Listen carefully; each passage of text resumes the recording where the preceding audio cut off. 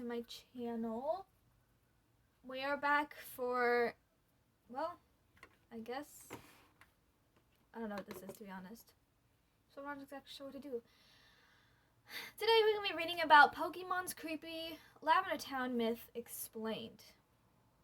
Pokemon may be famously cheery, but the series has its dark and spooky myths. The most famous one of those has to be about Lavender Town.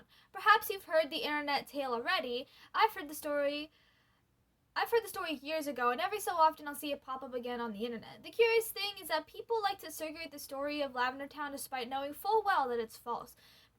Being that I'm reading what this says, so do not mind. Being that it's almost Halloween, I thought it would be a good time to dissect why the legend of Lavender Town never fully dies. For starters, the story, while the detail usually vary in telling, the important part of the story is this. Following the release of Pokemon Red and Green, there were a number of reported child suicides in Japan. The thing responsible for the suicides varies somewhat depending on the story, but one of the things that I've heard that has most to do with the location called Lavender Town. One of the few Pokemon towns in Pokemon Red and Green without a Pokemon gym. Or specifically, the story refers to the song that plays whenever the player visits Lavender Town.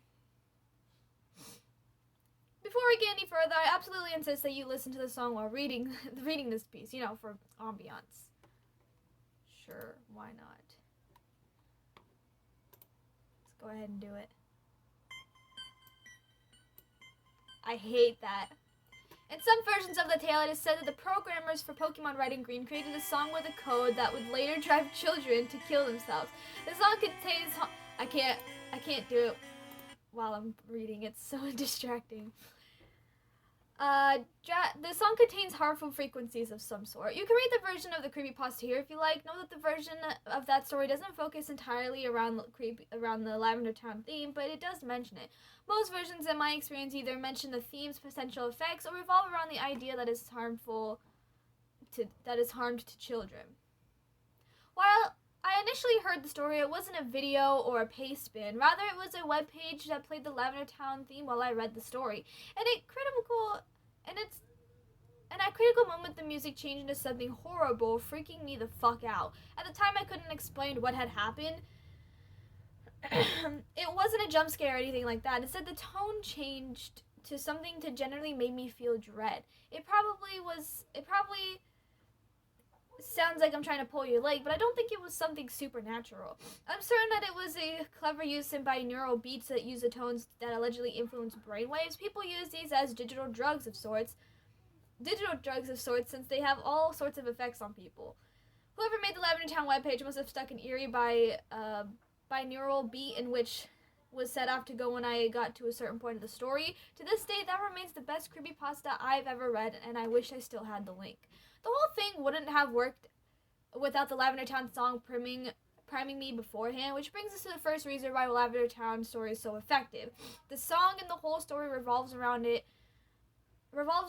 is genuinely creepy. It is the sort of thing I really don't want to listen to in a dark room for an extended period of time. Given the efficiency, it is a wonder why the town and its theme song made it into the game at all. Consider that Lavender's Town purpose is where the Pokemon go to be buried. Imagine, if you will, a child playing Pokemon Red or Blue for the first time. They've been told the game is about friendship, about bonds, and about exploring and catching them all. They play through the game, they have fun, even though sometimes they probably have some Pokemon and have some of their Pokemon fame.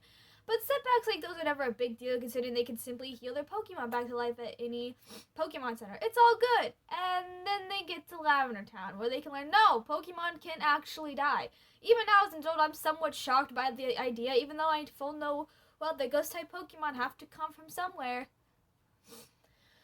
Lavender Town's in-game story doesn't make it any less creepy. The plot revolves around a relentless Pokemon spirit that angrily haunts a tower. The same tower is full of trainers mourning their dead Pokemon, all of which the players speak while climbing to the tower.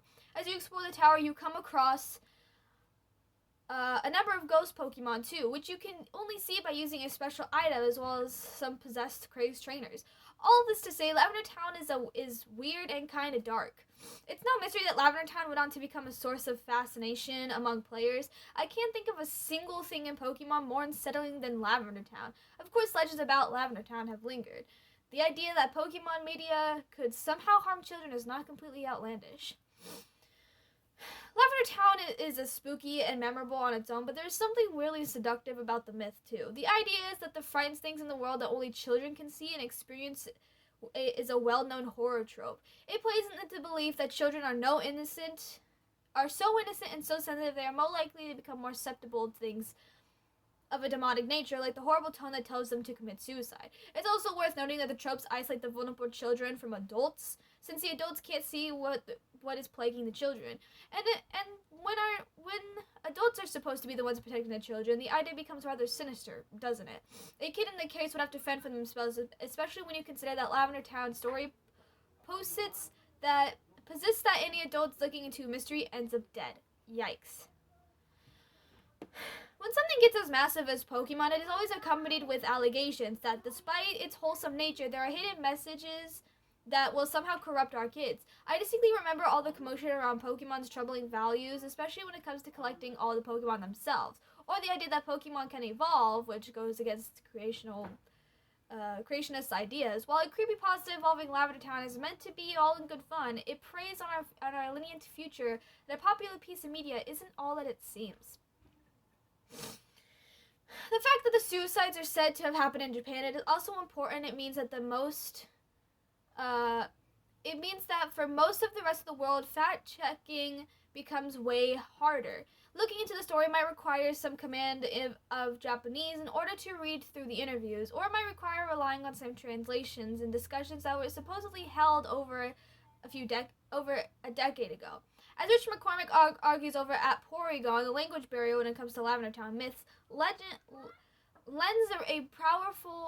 the rumor a powerful mystique. Finally, the idea that Pokemon media can somehow physically harm children is not completely outlandish. In fact, such a thing did happen, but it wasn't a nefarious devilish plot as the case in the creepypasta. Rather, back in 1997, a certain episode of Pokemon anime had a scene reportedly triggered seizures on hundreds of children, causing some to vomit blood or lose consciousness.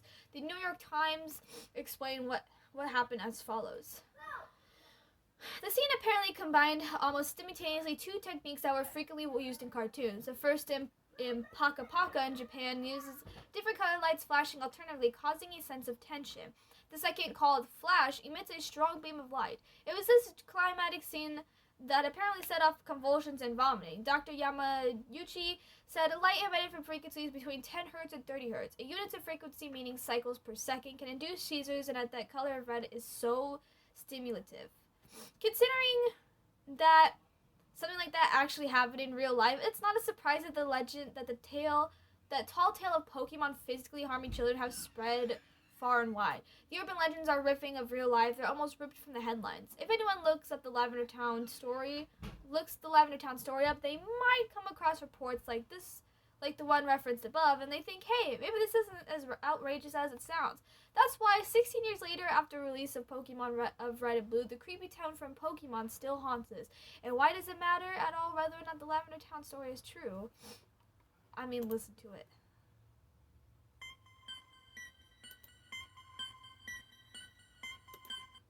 Creepy, right? Yeah, I think so too. I mean, it's definitely not surprising. I mean, there's a lot of shit Pokemon has done that have been strange. I mean, there have been a bunch of banned episodes.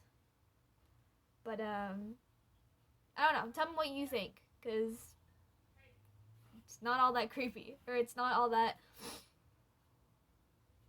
Yeah. Hope you enjoyed. You know what to do. Subscribe, hit the thumbs up. Also the bell so you know if I ever do make videos. I love you guys, and I'll see you later. Bye-bye.